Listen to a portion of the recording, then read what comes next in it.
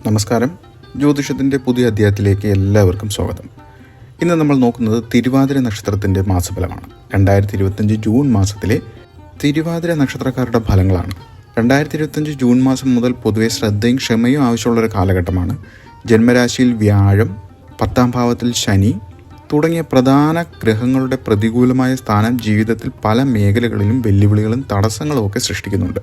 മാസത്തിൻ്റെ ആദ്യ പകുതിയിൽ സൂര്യൻ 12ലും പിന്നീട് ജന്മരാശിയിലും സഞ്ചരിക്കുന്നതും ചൊവ്വ 2ാം ഭാവത്തിൽ നീചനായി സ്ഥിതി ചെയ്യുന്നതും ക്ലേശങ്ങൾ വർദ്ധിപ്പിക്കും. എങ്കിലും മാസത്തിൻ്റെ 2ാം പകുതിയോടെ രാശ്യാധിപനായ ബുധൻ ജന്മരാശിയിലേക്ക്, അതായത് സ്വന്തം ക്ഷേത്രത്തിൽ പ്രവേശിക്കുന്നത് ബുദ്ധിപരമായ തീരുമാനങ്ങൾ എടുക്കാനും ആശയവിനിമയത്തിൽ മെച്ചമുണ്ടാകാനും സഹായിക്കും. ശുക്രൻ മാസത്തിൻ്റെ ആദ്യ പകുതിയിൽ 11ാം ഭാവത്തിൽ സഞ്ചരിക്കുന്നത് കുറച്ച് ആശ്വാസം നൽകിയേക്കും. ഈ മാസം എല്ലാ കാര്യങ്ങളിലും ജാഗ്രതയും ഈശ്വരാധീനവും പ്രധാനവുമാണ്. തിരുവാതിര നക്ഷത്രത്തിൻ്റെ പൊതു സ്വഭാവം നമ്മൾ നോക്കുമ്പോൾ മിഥുനൻ രാശിയിൽ പൂർണ്ണമായി ഉൾപ്പെടുന്ന ഒരു തിരുവാതിര നക്ഷത്രത്തിൻ്റെ അധിപൻ രാഹുവാണ്. ബുദ്ധിശക്തി, വാക്ചാതുര്യം, കാര്യങ്ങൾ ആഴത്തിൽ വിശകലനം ചെയ്യാനുള്ള കഴിവ്, അന്വേഷണ ത്വരത, പുതിയ കാര്യങ്ങൾ പഠിക്കാനും താല്പര്യം എന്നിവയാണ് തിരുവാതിര നക്ഷത്രക്കാരുടെ പ്രധാന സവിശേഷതകൾ. ഇവർ പൊതുവെ സൗഹൃദങ്ങൾക്ക് വില കൽപ്പിക്കുന്നവരും മറ്റുള്ളവരുമായി നന്നായി ഇടപഴകുന്നവരുമായിരിക്കും. ചിലപ്പോൾ അസ്ഥിരമായ മാനസികാവസ്ഥ, പെട്ടെന്നുള്ള കോപം, വിമർശനാത്മകമായ സംസാര ശൈലി എന്നിവയും പ്രകടിപ്പിച്ചേക്കും. 2025 ജൂൺ മാസത്തിലെ പ്രധാന ജ്യോതിഷ സംഭവങ്ങൾ തിരുവാതിര നക്ഷത്രത്തെ സംബന്ധിച്ച് നോക്കുമ്പോൾ, തിരുവാതിര നക്ഷത്രം ഉൾപ്പെടുന്ന മിഥുനൻ രാശിയിൽ ഈ മാസത്തെ സ്വാധീനിക്കുന്ന പ്രധാന ഗ്രഹമാറ്റങ്ങൾ ഏതൊക്കെയെന്ന് നോക്കാം. സൂര്യൻ ജൂൺ 15 വരെ ഇടവൻ രാശിയിലും നിങ്ങളുടെ 12ാം ഭാവത്തിൽ, ശേഷം മിഥുനൻ രാശിയിലേക്കും, അതായത് നിങ്ങളുടെ 1ാം ഭാവം ജന്മരാശിയിലേക്ക് സംക്രമിക്കുന്നുണ്ട്.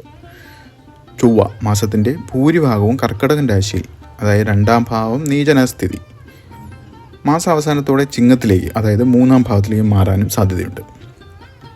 ബുധൻ, അതായത് രാശ്യാധിപൻ, മാസത്തിൻ്റെ തുടക്കത്തിൽ ഇടവൻ രാശിയിലും പിന്നീട് മിഥുനൻ രാശിയിലേക്കും, അതായത് 1ാം ഭാവം ജന്മരാശിയിലേക്കും സഞ്ചരിക്കുന്നുണ്ട്.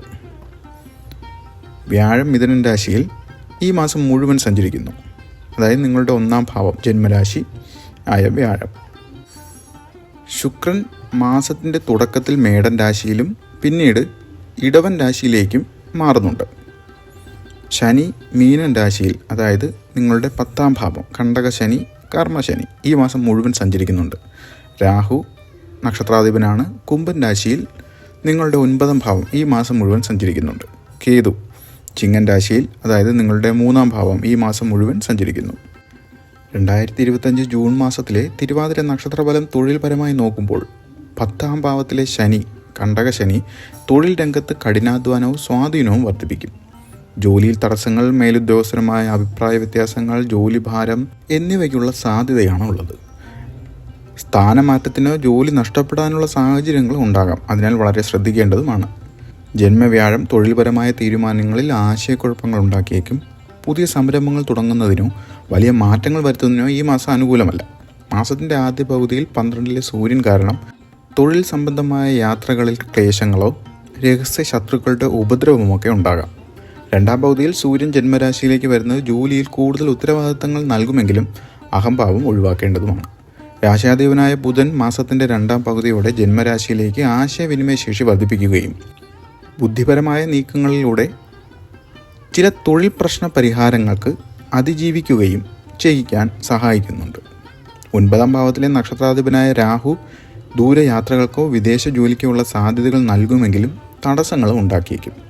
സാമ്പത്തിക കാര്യം നോക്കുമ്പോൾ ജന്മവ്യാഴം സാമ്പത്തിക കാര്യങ്ങളിൽ അപ്രതീക്ഷിത ചിലവുകൾക്കും നഷ്ടങ്ങൾക്കും കാരണമാകും. വരുമാനം കുറയാനും കഴിയും. മാസത്തിൻ്റെ ആദ്യ പകുതിയിൽ 12ലെ സൂര്യൻ ധനനഷ്ടത്തെ സൂചിപ്പിക്കുന്നത് 2ാം ഭാവത്തിലെ നീചനായ ചൊവ്വ കുടുംബപരമായ ചിലവുകൾ വർദ്ധിപ്പിക്കുകയും സംസാരത്തിലൂടെയും സാമ്പത്തിക നഷ്ടം വരുത്തുകയും ചെയ്യുന്നുണ്ട്.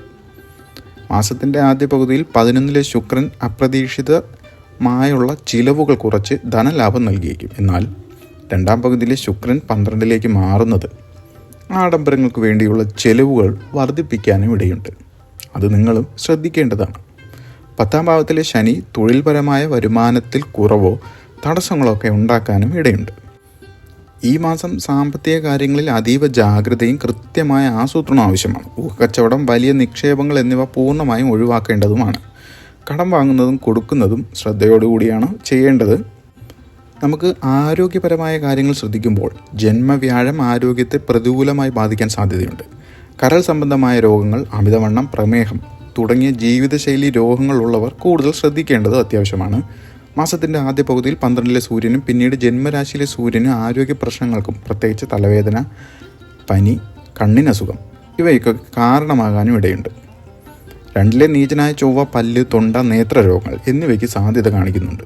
10-ാം ഭാവത്തിലെ ശനി ജോലി സംബന്ധമായ മാനസിക പിരിമുറുക്കം വർദ്ധിപ്പിക്കുകയും അതുവഴി ആരോഗ്യത്തെ ബാധിക്കുകയും ചെയ്യാനും ഇടയുണ്ട്.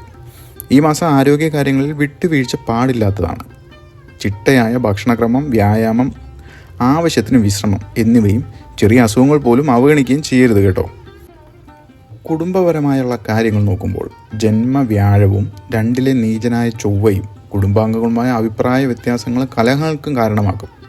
സംസാരത്തിൽ പരുഷമായ വാക്കുകൾ ഉപയോഗിക്കുന്നത് ഒഴിവാക്കേണ്ടത് നിങ്ങളുടെ ഉത്തരവാദിത്തമാണ്. മാസത്തിൻ്റെ ആദ്യ പകുതിയിൽ 12-ലെ സൂര്യൻ കുടുംബത്തിൽ ചില അസ്വസ്ഥതകൾക്കും കാരണമാകാനിടയുണ്ട്. 2-ാം പകുതിയിൽ സൂര്യൻ ജന്മരാശിയിലേക്ക് വരുന്നത് കുടുംബപരമായ ഉത്തരവാദിത്തങ്ങൾ വർദ്ധിപ്പിക്കും. 10-ാം ഭാവത്തിലെ ശനി കുടുംബജീവിതത്തിൽ ചില ഘടകങ്ങൾ ഉണ്ടാക്കിയേക്കാം. ജോലിയിലെ പ്രശ്നങ്ങൾ വീട്ടിലേക്ക് കൊണ്ടുവരാതിരിക്കാൻ നിങ്ങൾ ശ്രദ്ധിക്കേണ്ടതുമാണ്. 3-ലെ കേതു സഹോദരങ്ങളുമായുള്ള ബന്ധത്തിൽ ചില അകൽച്ചകൾക്കോ തെറ്റിദ്ധാരണകൾക്കോ ഇടയാക്കിയേക്കാം. ക്ഷമ, വിട്ടുവീഴ്ച, തുറന്ന സംസാരം എന്നിവയിലൂടെ കുടുംബ പ്രശ്നങ്ങളെ ലഘൂകരിക്കാൻ ശ്രമിക്കേണ്ടതുമാണ്. പ്രണയവും സ്നേഹബന്ധങ്ങളും നമ്മൾ നോക്കുമ്പോൾ ജന്മവ്യാഴം പ്രണയബന്ധങ്ങളിൽ തെറ്റിദ്ധാരണകൾക്കും അകൽച്ചയ്ക്കും കാരണമാക്കും. നിങ്ങളുടെ പ്രതീക്ഷകൾ പങ്കാളിയെ അറിയിക്കുന്നതിൽ പരാജയപ്പെടാനും ഇടയുണ്ട്. ദാമ്പത്യ ജീവിതത്തിൽ ജന്മവ്യാഴവും 2-ലെ ചൊവ്വയും പൊരുത്തക്കേടുകൾക്ക് സാധ്യതയും കാണിക്കുന്നുണ്ട്. പങ്കാളിയുമായി കൂടുതൽ സമയം ചെലവഴിക്കാൻ ശ്രമിക്കേണ്ടത് നിങ്ങളാണ്.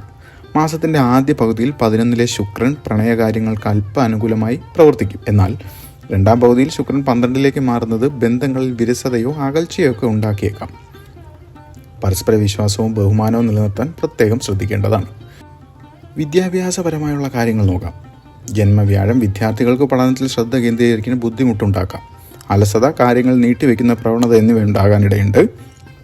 രാശിയാധിപനായ ബുധൻ മാസത്തിൻ്റെ ആദ്യ പകുതിയിൽ 12-ൽ സഞ്ചരിക്കുന്നത് പഠനത്തിൽ തടസ്സങ്ങൾ സൃഷ്ടിക്കാനിടയുണ്ട്. എന്നാൽ 2-ാം പകുതിയോടെ ബുധൻ ജന്മരാശിയിലേക്ക്, അതായത് സ്വന്തം ക്ഷേത്രത്തിലേക്ക് വരുന്നത് ഓർമ്മശക്തി വർദ്ധിപ്പിക്കുകയും പഠനത്തിൽ പുരോഗതി നൽകുകയൊക്കെ ചെയ്യും.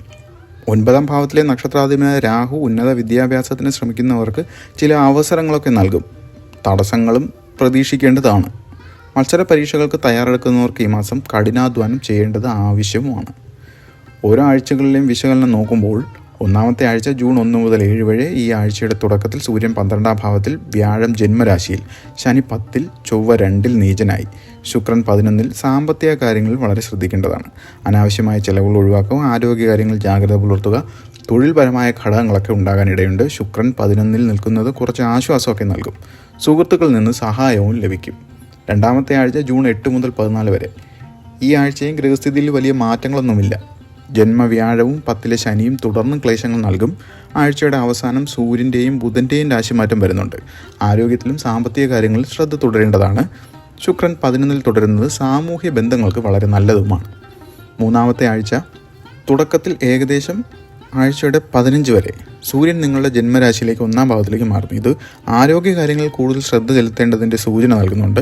അഹംഭാവം കാരണം പ്രശ്നങ്ങൾക്ക് സാധ്യതയും കാണുന്നുണ്ട്. രാശിയാധിപനായ ബുധനും ഈ സമയം ജന്മരാശിയിലേക്ക് പ്രവേശിക്കാനും കഴിയും.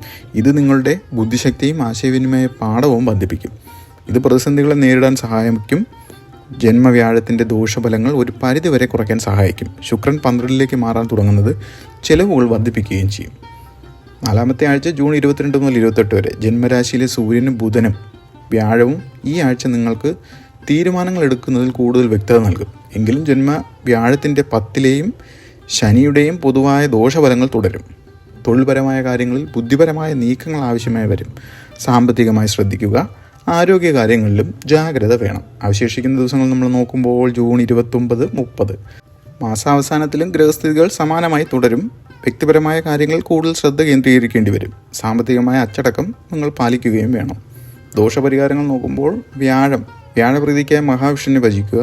വിഷ്ണു സഹസ്രനാമം നിത്യവും ജപിക്കുകയും ചെയ്യുക. വ്യാഴാഴ്ചകളിൽ മഞ്ഞ വസ്ത്രങ്ങൾ ധരിക്കുക. കടലമാവ് കൊണ്ടുള്ള പലഹാരങ്ങൾ ദാനം ചെയ്യുന്നത് നല്ലതാണ്. ദക്ഷിണാമൂർത്തി ആരാധിക്കുന്നത് ഉത്തമമാണ്. ശനി 10-ലെ കണ്ടക ശനിയാണ്. ശനിയാഴ്ചകളിൽ ശാസ്താവിനെ ഭജിക്കുക. ഹനുമാൻ ചാലീസ ജപിക്കേണ്ടതാണ്. എള്ള് തിരി കത്തിക്കുക. ശനി സ്തോത്രങ്ങൾ ജപിക്കുക. പ്രായമായവരെയും വൈകല്യമുള്ളവരെയും സഹായിക്കേണ്ടതുമാണ്. രാഹു നക്ഷത്രാധിപൻ 9-ൽ. രാഹു പ്രീതിക്കായി ദുർഗാദേവിയെ ആരാധിക്കുക. നാഗദൈവങ്ങൾക്ക് വഴിപാടുകൾ നടത്തുക. ചൊവ്വ 2-ൽ നീചനായിട്ടാണ്. സുബ്രഹ്മണ്യ ഭഗവാനെ ഭദ്രകാളിയെ ആരാധിക്കുക. ചൊവ്വാഴ്ചകളിൽ വ്രതം അനുഷ്ഠിക്കുന്നത് നല്ലതുമാണ്. പൊതുവായി നിത്യേനയുള്ള പ്രാർത്ഥന, ധ്യാനം, ശിവപഞ്ചാക്ഷരി മന്ത്രം എന്നിവ മനസ്സിനെ ശാന്തി നൽകാനും പ്രതികൂല സാഹചര്യങ്ങളെ തരണം ചെയ്യാനും നിങ്ങളെ സഹായിക്കും. ക്ഷമയും ആത്മനിയന്ത്രണവും ഈ മാസം വളരെ പ്രധാനവുമാണ്. തിരുവാതിര നക്ഷത്രക്കാർക്ക് 2025 ജൂൺ മാസം പൊതുവെ ക്ലേശകരമായ ഒരു കാലഘട്ടമാണെങ്കിലും രാശാധിപനായ ബുധൻ്റെ ജന്മരാശിയിലേക്കുള്ള മാറ്റവും ശുക്രൻ്റെ ആദ്യ പകുതിയിലെ അനുകൂല സ്ഥാനവും കേതുവിൻ്റെ മൂല്യനിലയും കുറച്ച് ആശ്വാസം നൽകും. ജന്മവ്യാഴത്തിൻ്റെയും കണ്ടകശനിയുടെയും ദോഷഫലങ്ങളെ ലഘൂകരിക്കാൻ ഉചിതമായ പ്രതിവിധികളെല്ലാം എല്ലാ കാര്യങ്ങളിലും അതീവ ജാഗ്രതയും ശ്രദ്ധയും പുലർത്തുകയും ചെയ്യേണ്ടതാണ്. ക്ഷമയോടെയും ഈശ്വരാധീനത്തോടെയും ഈ വെല്ലുവിളികളെ നേരിടാൻ നിങ്ങൾ ശ്രമിക്കേണ്ടതുമാണ്.